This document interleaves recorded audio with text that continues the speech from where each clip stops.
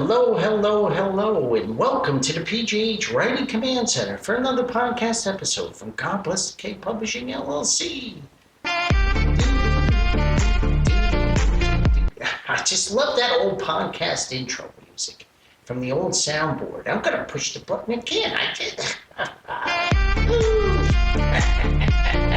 And hello, and I am Paul John Hausleben of God Bless the K Publishing LLC, and welcome to the PJH Writing Command Center for another podcast episode from God Bless the K Publishing LLC, and I think I said that already. Well, just a great time here today. I should edit this out, but I won't. And I am the flagship author, chief photographer, music reviewer, music critic, do everything guy, chief cook, bottle washer guy here at God Bless the K Publishing LLC, with a little help from my friends. And my friends are gathered here today. Here they are. It's the old friends back. We switched to the new friends, and the old friends are back due to popular opinion.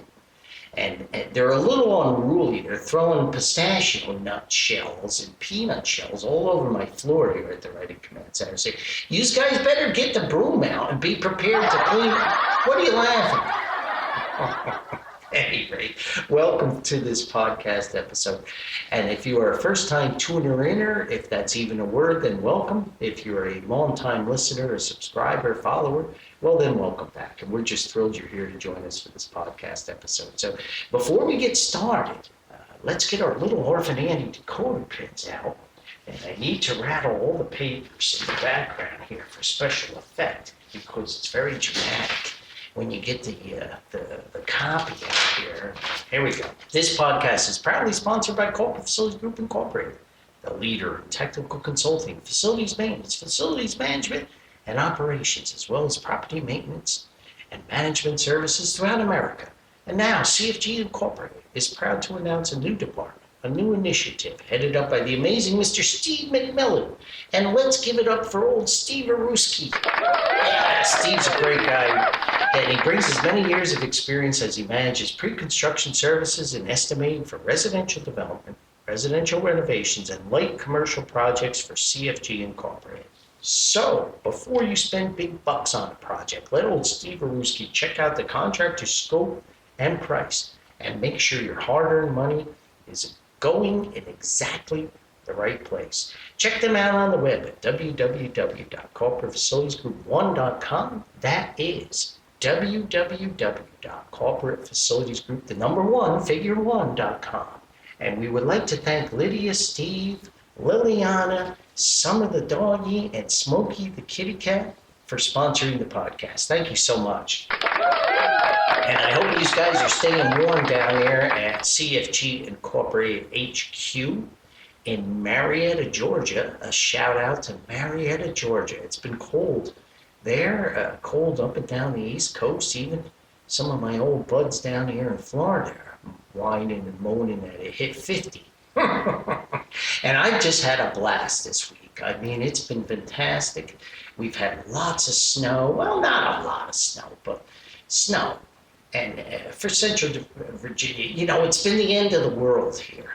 I got my REM record out and played it continuously. And I'm resisting a rant.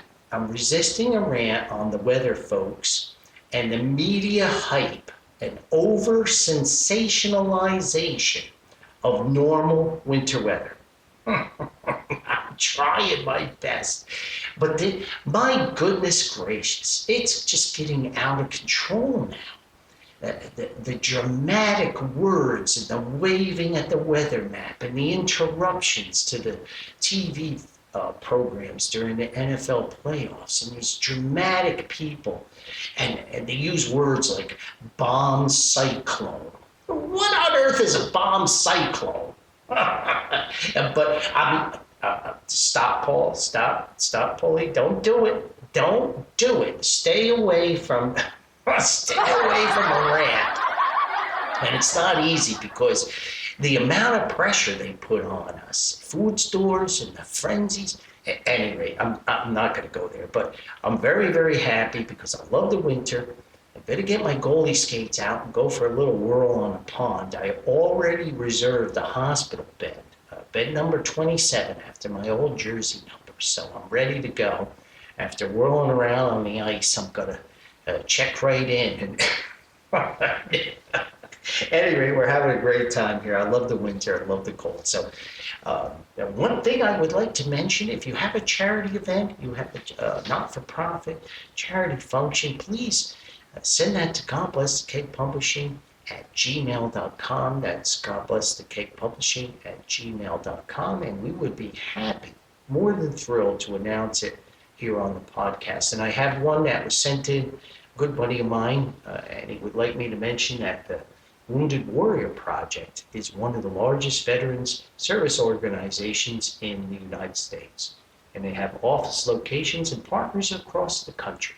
As both a national and local veteran charity, Wounded Warrior Project serves veterans, caregivers, and families of veterans who incurred a physical or mental injury or illness on or after September 11th, 2001. Check it out. If you want to be involved, you want to send a donation, www.woundedwarriorproject.org, www.woundedwarriorproject.org. And usually around Memorial Day, I donate any of the sales of the proceeds of my short story book, Flying, which has a bonus story in there now too. We changed that publication a few years ago, and any of the royalties, all the proceeds of sales, generally throughout the whole month of May, go to the Wounded Warrior Project. So it is near and dear to my heart. It's a good one, so I appreciate my buddy for sending that in for me to announce it. And like I said, if you have any charity, not-for-profit, any events coming up you would like me to mention here, please send them to God Bless the Cake Publishing at gmail.com, and I'll do my best to squeeze them in. Please keep in mind, I record this on a weekly basis, so be sure to send it in a timely manner so I can get it onto the airwaves. Thank you so much. And for today's podcast, I've been saving this up for a long time. We had the Christmas, we had the Thanksgiving, we had all the stuff going on, the holidays go on, and now we're into the long month of January, and January is almost in the rearview mirror. Recording this on the last day, the 31st, and January goes on forever, especially when it's cold and dark and snowy and all the good things that January brings. And the Christmas tree is down and packed away for another year, and now you got all those credit card bills to pay. So January is just a long month, but I've been promising to open the PJH Mailbag and answer questions. And with all the other things going on, I haven't had a chance to do it. But today's the day. I had promised this. It was on the schedule, and I'm going to record this and get this done today. And I've been saving up a lot of questions that come in, not only to the Gmail account, but also that people come up to me that know me and listen to the podcast and read the books and such, and they ask me questions. So whenever I answer those questions, I do try to answer everything on the Gmail. I've fallen behind this last week or two because my primary job has been so busy. And snow removal is a big part of my job, so it got a little crazy. But we're catching up now. Thank goodness we are catching up now. Yeah. So I would like to open up the mailbag and answer some questions. So here we go. I've got them written down here, and I'm going to do my best. I'm trying to keep my recording time down because some of the holiday episodes went really, really long. Then we had the great Frankie T last week, who did an outstanding job on a podcast with his studio albums that no one knew about. And that went a little long. So we're eating up a lot of time. So I'm going to try to get through as many of these questions as I can. And I know I won't get to them all. I always overbook myself. So first question is, hey, Paulie, what are you working on with your writing right now? Published, let's see, I did 2 books last year, 2025. I did Snow on the Roof with Detective Odell, the last Odell book. And then we did the Best of the Flashes. We did the Best of the Flash fiction collection right around Thanksgiving. And not only did we have a resurrection of some of the Best of the Flash fiction stories that we picked, but also I had, I think, 8 new stories that we put in there and an anchor short story. So that book was really popular. It continues to be popular, as does the grand finale for old Detective Odell. So what am I working on right now? I am working, and I just finished. Shout out to Amber, my beta reader and good friend. Amber helped me with finishing up a novel, which I started in August of 2025 on a whim, A Quest for Good, a story of hope and joy. And it is a full novel, even though I said I wouldn't get involved in novels anymore, but there you go. And it is a feel-good novel. And I asked Amber how to classify it, and she classified it as a romance. Oh my gosh. But I think it's more than that. It's also about a story about how important pets are in our lives. So the basic storyline came to me one day. I was working with Amber. We were doing our regular thing for our primary missions, and we broke for lunch, and we went over to one of our favorite places in Richmond, in the city of Richmond, Virginia. The Toasts. Toast ought to sponsor this podcast. You guys out there.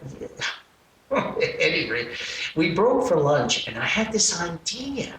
And I don't know where the idea came, other than maybe the Manhattans that I was having for lunch, for inspiration. And I think it came from a commercial I heard. TV shows, the radio blurb, something. But I asked Amber, and I said, what would you do if you inherited millions of dollars with stipulations? And the stipulations are, it's $8 million, and $4 million is your own. You can do whatever you want with it. You want to buy a yacht, a mansion, pay off all your debts, buy a home for your parents, a new Ferrari, whatever you want to do. $4 million. Just put it in the bank, let it accumulate interest, invest it, whatever. The other $4 million has to go to good causes. And causes are plural, not a cause, plural. And Amber gave me these profound answers, and it just started to steamroll. And that's the basic premise of A Quest for Good. And my good buddy Kevin at the Toast, he was tender bar, and so I made the main character. I told Kevin, the main character is named after you. His name is Kevin Bartlett. And Amber came up with a suggestion that he has a dog. Everybody needs a doggy, right? So Kevin Bartlett has a dog, and we decided that the dog, Amber once again had the great suggestion that the dog is a basset hound, and his name is Fred. So Kevin and Fred Bartlett are best buddies, and that's as far as I'm going to tell you. But they inherit this money, and Kevin is kind of one of those characters that can't make a decision, and he overthinks everything. I think we're all guilty of doing that at some time. And they set out on a quest for good, to find good causes to give this money to. And I just wanted to write a feel-good story. With all this horrible news and all this terrible stuff that goes on all the time, I always say, if I ever really had it and I could do it, I would love to have the Good News Network. No bad news allowed. No politics allowed. No shenanigans. No finger pointing. No activists posing as journalists. I just want to talk about the good things, the love, the positive things in life. And it would be the Good News Network. And we really need that instead of all this hodgepodge and mayhem and madness and that gets in people's heads like weather guys, the bomb cyclone's coming. Stop. Just say, hey, there's like the old days, 1 or 2 days before the storm, they say we watching something, not 12 days before. Potential weather maps in Europe and the USA is saying that we're going to get smashed. Stop. I want the Good News Network. And I almost digressed into a rant, but I stopped myself. So that's why I wrote A Quest for Good. And it's a feel-good, happy story. Yes, it has conflicts, and yes, it has some emotions, and yes, it has some the main character can't make a decision. And that's part of life because he's got this great responsibility. What was it, Spider-Man? With great responsibility, but great power comes great responsibility. So he feels that, and he makes these decisions based upon it. And I really wanted to write this story, and I'm really happy with it. I've got great feedback from Amber. We made some changes on it. And now I would like to mention, I'm looking for a cover artist. So I would prefer a pencil sketch, a hand-drawn sketch. Paulie's anti-AI, so I don't want any of that stuff. And I would love to help a student, a young person who's studying art, high school, college, whatever, who's got this fantastic talent to draw. And I would love a cover sketch. I'm thinking Kevin and Fred, they set out in a travel trailer towed by their pickup truck to go find their quests and go find their causes for good. And they're willing to journey wherever. So I would kind of envision a travel trailer with Kevin. He's a rugged guy. He's an ex-auto mechanic, a nuts and bolts wrench swinging guy. And old Fred the Basset Hound, his best buddy, his wing dog, his wingman, and they go out on this journey. And that's the cover I'm envisioning. So any of you great students out there, of course there'll be some royalty payment up front, and then there'll be a mention and a credit and a biography in the book for you, and maybe it'll give somebody, a young student, a head start, and I would just love that. So please, if you're interested in drawing that cover for A Quest for Good, my new novel coming out, please email me at godblessthecakepublishing@gmail.com, and let's discuss it. I would love to give a young person a shot at that. It would just make my heart so happy and cap off the feel good. So that's what I'm working on. That novel is done. It's pretty much all been into almost final edits. I'm doing some formatting on it, and we're looking for the cover. And I'm thinking it's going to be released in the early part of March. That's what I'm shooting for. So to answer your question, that's what I'm working on now as far as my writing goes. And I started a new book called The Winter Collection. Now, I have these seasonal collections of short stories. I have the spring collection, the summer collection, the autumn collection, and technically I have Reflections, the Christmas collection. And I always counted that as being like the winter book. And I thought to myself, yeah, Paulie, it sort of kind of is, but after Christmas this year, I was thinking about how Christmas and winter are really separate, especially when we got into this cold spell in January and we started to get all the snow and everything. And I had a couple ideas for some short stories. And I said, oh my goodness gracious, Paul, you've done it to yourself again. And I wrote 2 or 3 pieces, just some short prose pieces, some poetry to open up the book. And now I'm working on the framework and the outline for 3 short stories, and then maybe a little flash fiction piece in there. And I'm going to keep the book really short if I can. I would love to keep it short like I did with Reflections, the Christmas collection. I don't want to get into a long one. So that's what I'm working on, and I'm very excited about it, especially with all this winter stuff going on. So that answers that first question. Second question is, hey, Paulie, I so much enjoyed the book Christmas Cocktails. I read it around Christmas time. Do you have plans for another Christmas book? Ooh. And I'm thrilled you enjoyed Christmas Cocktails, one of my favorites of the Christmas books. I really love the story Mistletoe and Mayhem, about when the old man wins the contest and they go to the ski resort around Christmas. It's hilarious, one of my favorites, but I'm sorry, no. I think I milked the Christmas cow enough. I'm sorry, I don't think I'm going to do any more Christmas books. And you never know. I do have the winter collection, but maybe I'll put together a best of the Christmas. We do have Home for the Holidays, which is a collection of short stories. It's not the best of because I wrote a lot of specific stories for that book, but maybe I'll do the best of the Christmas stories and put it in there because I know I have 3 Christmas short stories that were excluded from all those publications, just did not have the room for them. So I'll open the vault maybe and take a look at that. But I'm sorry, no, Not really going to do any more Christmas books, not right now. So thank you for that question. This question is, I enjoyed a simple gift podcast on Christmas Day. I thought the story was amazing, and I agree with your dear mom that it was a wonderful, wonderful story, and it was a perfect story to listen to for Christmas Day. Oh, thank you so much. I'm glad. That's awesome. Do you have any more old recordings of you telling your own stories? Yes, I do. And I have upstairs here at the Writing Command Center a whole plastic tote, big tote, with old cassette tapes and old magnetic tapes. And I had this habit when I started to write again of recording the ideas and reading my outlines and my rough drafts into a cassette tape recorder. So that's where a lot of these old recordings come from.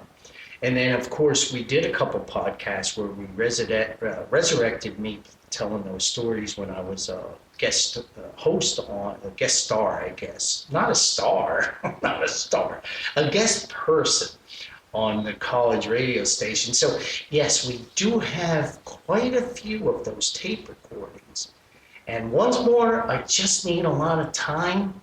And if I get the time, I'll certainly go through those, and I hope to get more time in my life to do all these projects, but it's kind of overwhelming sometimes between my primary source of income and writing and my photography and all the things I do. I overbook my life, but yes, I do have a number. I would say I'm looking in my mind's eye. I'm going to say there's 30 to 40 cassette tapes and magnetic tapes with Paulie recordings on them. And they're probably like 90-minute cassette tapes, maybe 120-minute, and they're probably pretty full up. So there is a number of those recordings. So yeah, I would look for those. They're going to be forthcoming. Great question. Next question is, if I sent you links to some modern music that I enjoy, would you listen to it and rate it on one of your rated podcast episode series? Yeah, I would do that. Absolutely. I do listen to a lot of modern music. I know I'm a classic rock guy, and I did all the Christmas ratings and the Christmas music and all that. But certainly, when Callie Rose and I, the great Callie Rose, shout out to Callie Rose. We love you dearly, and I hope the baby's doing great and all that stuff. When we worked on a daily basis together, Callie we'd always put music on in the background because that was the vibe. It was the mood for the day, like Steve Howe, mood for a day. And we'd put some music on in the background and we would work. And Callie would have her day. She'd put her stuff on. And then Paulie would have his day and he'd put his music on. And we'd vibe out. And one of my great memories of working with the great Callie Rose, she introduced me to Mac Miller. I love Mac Miller. God rest his soul. Rest in peace, Mac. And I loved Mac Miller. And she introduced me to Mac, and I listened to a lot of his music. And very talented guy. Lost way too young. But I always remember, I put on ELO, Electric Light Orchestra, and it was the Discovery record.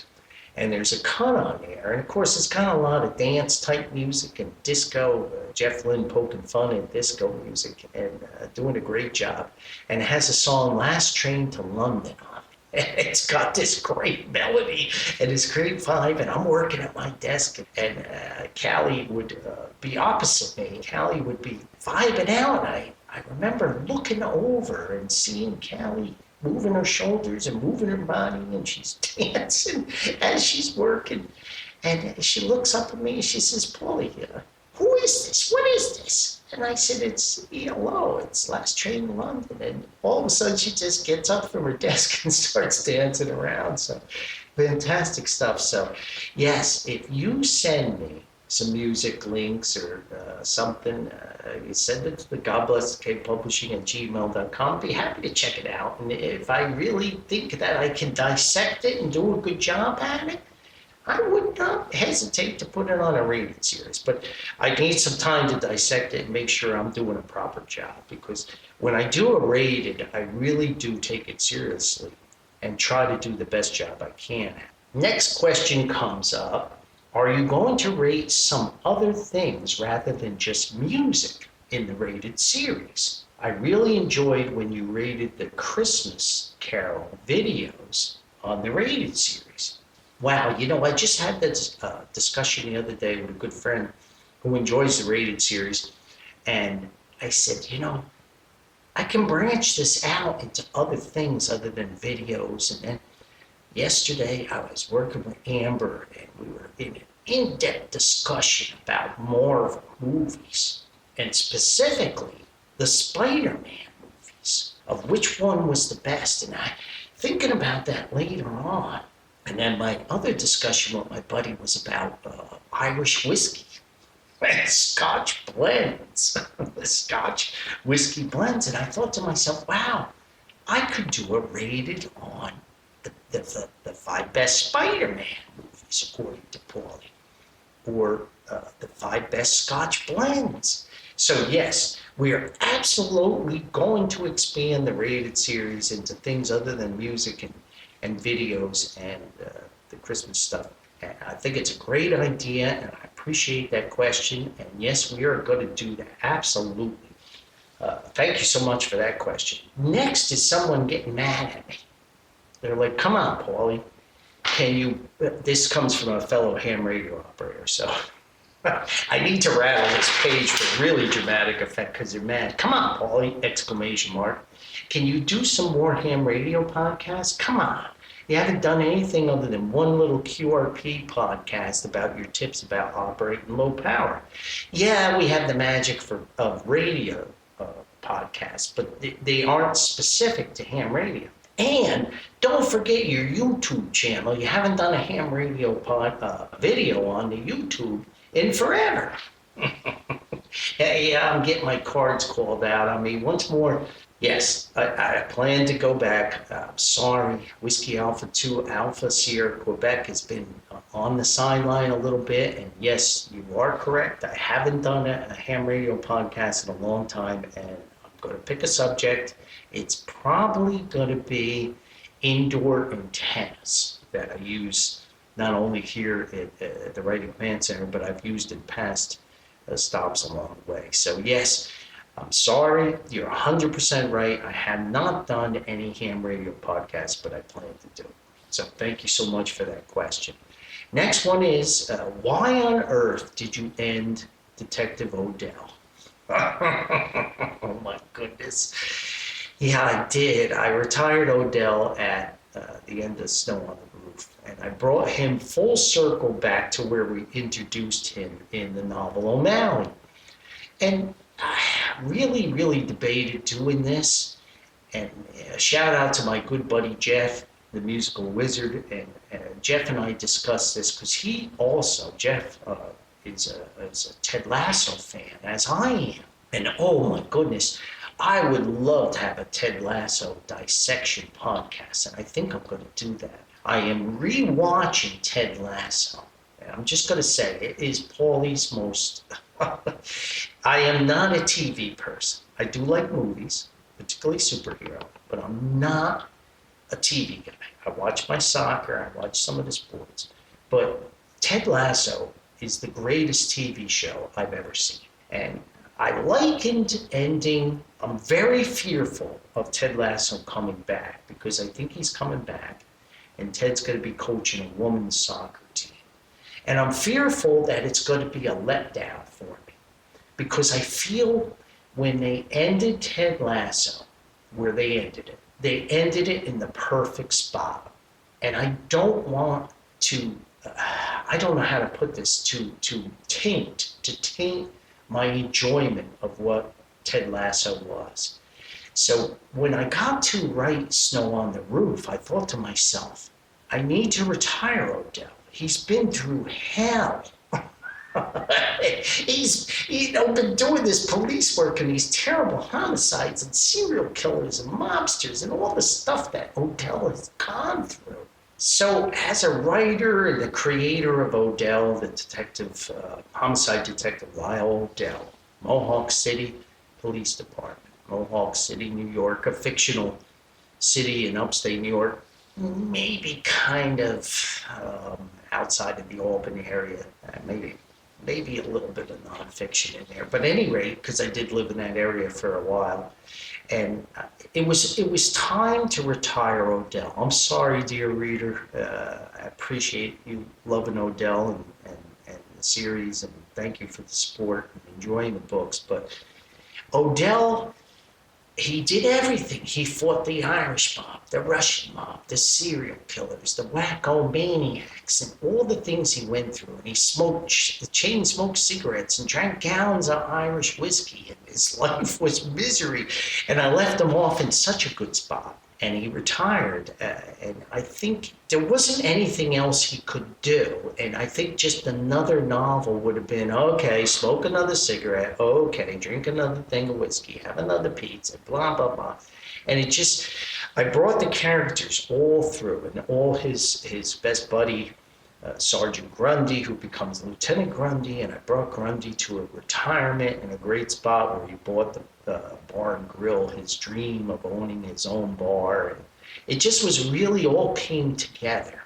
And very much like Ted Lasso when he's going home to his son and he gets dropped off there, you could just see brilliant acting by Jason there. This is where he needed to be. And that's how I felt that Detective Odell, he just needed to be here. And he needed to stop all these phantoms that chased him and all these horrible murders and all the good he did to solve these crimes. And I'm very proud of Snow on the Roof. I love it in A Gilded Cage also is a great Odell novel. But I love Snow on the Roof because the emotions, I really tried to get into the character of Detective Odell and what he was feeling and the people that supported him and loved him and worked with him. And they're all doing their own things now. He's old. And as now I get old and I'm reaching the end of the line, doing what I do, I just sense that I was inside this character's head. And it's amazing as a writer. And that's why I just love writing is still my favorite thing to do. I love the podcast and my photography too, but I got inside of Odell and I was living that vicariously. And I was like, it's time for Odell to ride off into the sunset and just have a good life. And that's why I ended it. So sadly, no, there are no more Detective Odells. There might be some Jimmy Reeves. There's one adventure Jimmy Reeves is a cool character. He's an ex-Marine Corps sniper and a tough guy. Irish guy, and we had one adventure with him, and he was a super popular character. So maybe we bring Jimmy back, okay? So we'll see. Let's see, where are we? Have you done? Let me look. Okay, I'm doing okay on time. Have you done any recent photo shoots? Oh, yeah, absolutely.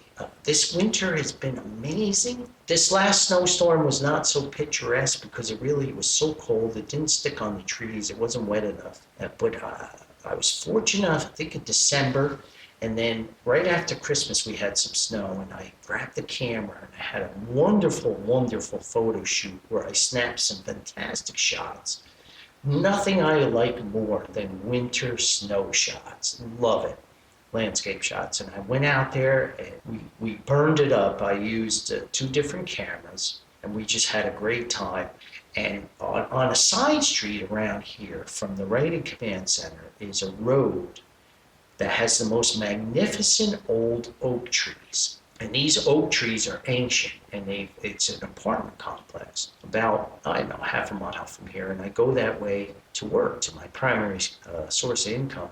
I leave very, very early in the morning. So we had this amazing snow and everything was sticking and the lighting was fantastic and Christmas lights were still up from the holiday.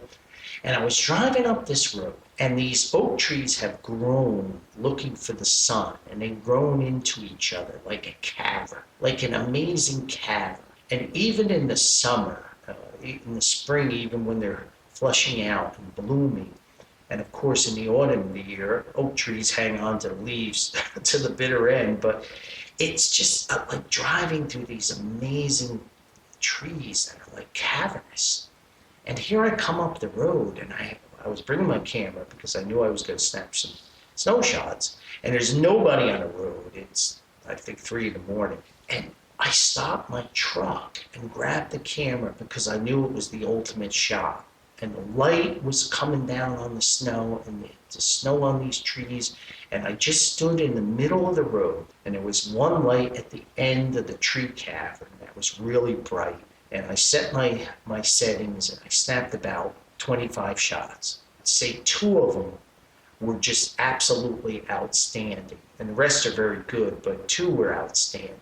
And I call it the snowy cavernous trees. And it is a A1 shot. And then I did another shot on a lonely, snowy road that had no traffic on, but the street lights were illuminating. I did that one in black and white. And Paulie just loves black and white because if I'm shooting a tree, or I'm shooting a human body, or I'm shooting something with structure, anything with structure, landscape with a lot of ornamental grasses, or an old oak tree with their trunk, I shift to black and white because I love black and white structure.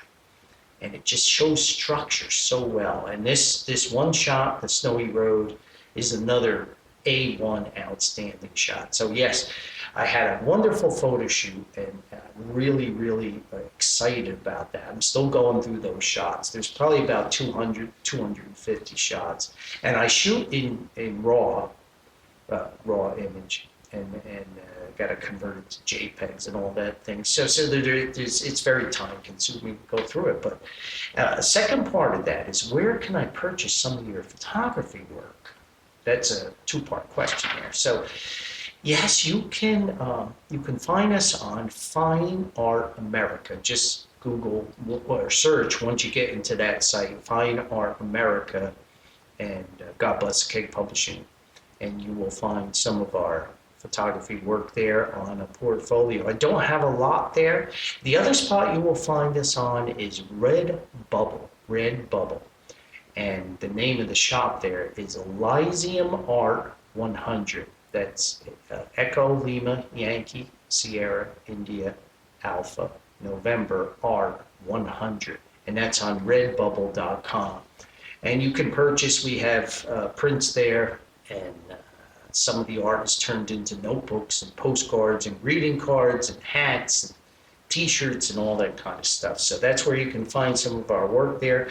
Callie Rose photography is on those sites too. And also Amber shot a lot of great beach shots, and some of her work is on there. And again, Emily's work is on there too. So we have a number of different photographers and artists who have posted onto our portfolio. So thank you so much for that question. That's fantastic. We're getting into time. I think I got time for maybe 2 more. Paulie, how hard is it to do your podcast? What type of equipment do you need? I'm thinking of starting my own podcast. Where do you find your subjects? Blah, blah, blah. There's a lot of questions here. Any kind of venture is hard work.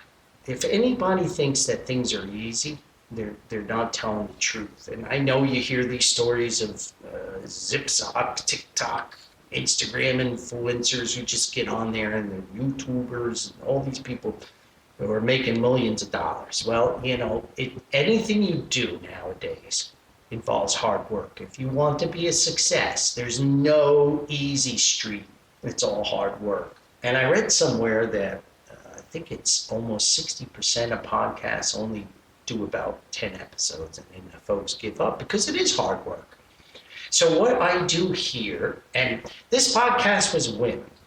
It was certainly a whim. It was a suggestion from a good friend who said, Paulie, you just got these amazing rants in the sports. We were talking about hockey. You ought to do a podcast. And all these technical things. He always asked me about fixing his sink and fixing his toilet and wiring his garage.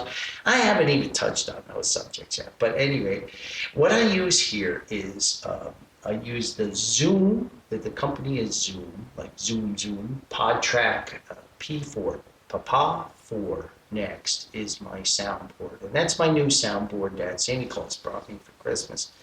And I use 2 very, very high quality condenser mics. Obviously just using one for today, but I've used them for years for some of my radio work and some of my other work. So we have those two condenser mics, and I have a third standby mic too. So we use the soundboard here, and I'm using it as an audio interface to a very souped up computer. The computer's a really good computer. My son's a real computer guy, and he's jacked some stuff up and told me what to get here. And we use Audacity as our software that we record and edit from.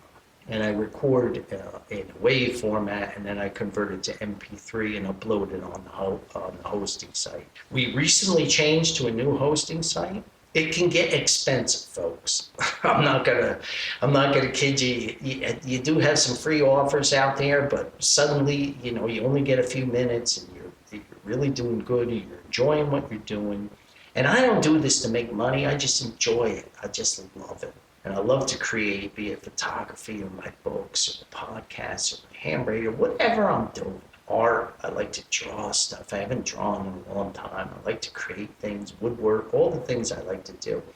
And the podcast is just fun. But it can get into your wallet really quick. So you got to be careful about that and set a budget and stick to it. So where do I find subjects? Oh my gosh, I'm Paulie and I observe everything and I have all these things going on. So I don't have any problem finding subjects. And be it music or be it photography or ham radio. I know I haven't done that, so I'm lacking in that. But all the other things, my books and things that we love to rant about the Jets too. So, hey, good luck to you. You probably want to have a budget of, I'm going to say, set aside at least maybe $500 to get yourself going. Maybe $800 at the most, and then maybe $20, $30 a month for the hosting, for an initial hosting site, and get yourself going and have a blast. Just that's the most important thing, is that just have fun, right? Okay, there's like 10 other questions, and I'm not going to get to them. I'm so sorry, but I want to get to this last one here. I'm a photography student, Paulie, and I look at your pictures that you post on social media, and I admire your work, and I know you worked for all those years for Minolta Camera.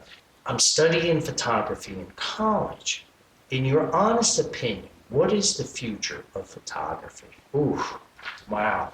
Yeah, and I did the podcast on AI, artificial intelligence, which is a rant. And so many times in these last 6 months or so, I'm sitting having a couple pints or having some drinks, folks. Particularly Callie Rose and I, we used to scroll through a lot of social media, and she'd say, Paulie, I love the shot. Could you do this shot? Let's do this shot. Let's do this. And she'd show me these shots, and I'd be like, Callie, that's AI. That's not even a real shot. And I wish I could tell you as a student that there's a great future in photography. I think there's always going to be photography and great cameras and people who appreciate the art and can tell the difference between AI or computer generated graphics or whatever that is coming out now.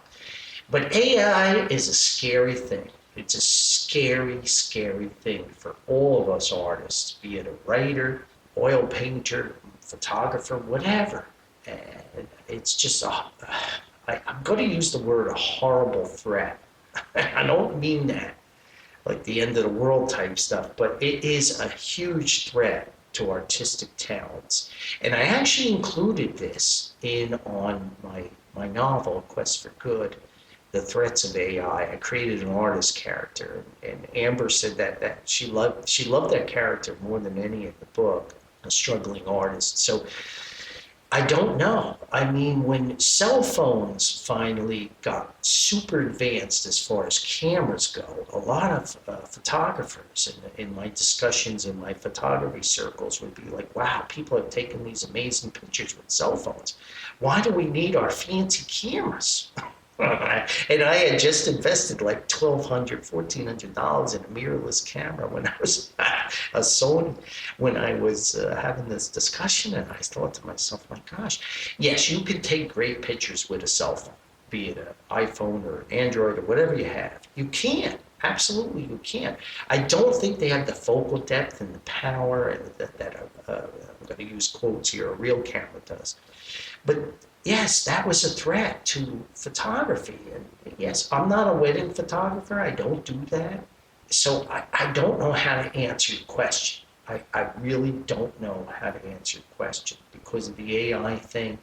And you're studying and you're putting all this money and all this effort and you want to be a photographer and you want to be successful. I don't know. I mean, is the cover of the famous magazine still going to have the beautiful woman, the model on the front, a handsome guy, the beautiful landscape, the spontaneous shots during terrible times or beautiful times, the winning kick to win the Super Bowl, the goal scoring in the Stanley Cup final. I think that stuff will always be there, the spontaneous shots. But I don't know about the planned shots because this AI stuff is just overwhelming. So I don't know how to answer your question. I'm being perfectly honest.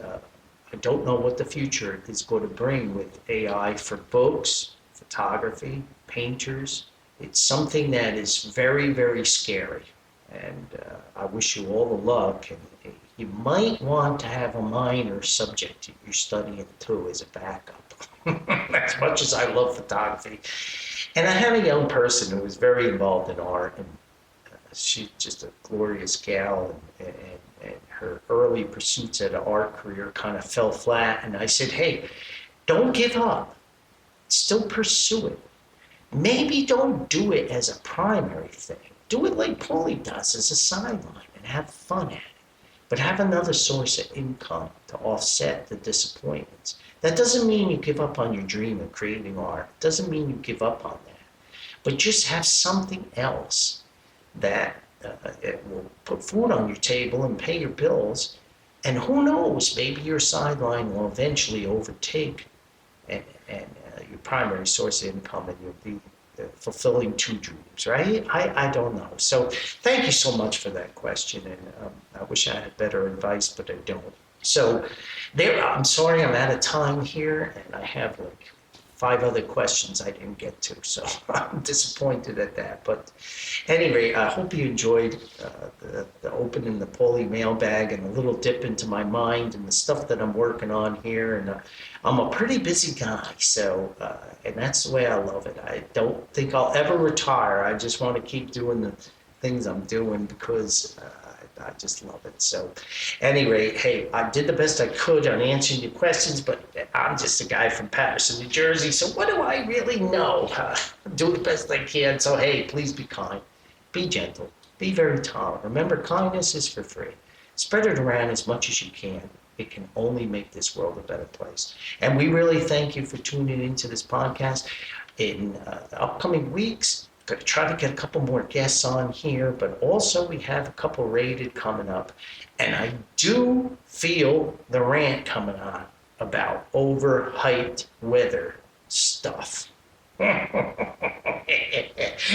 my gosh, I can feel it's coming. And yeah, all right, you guys, clean up the peanut shells and the pistachios. Hey, we'll see you next time. Thank you so much for tuning in. Bye-bye for now.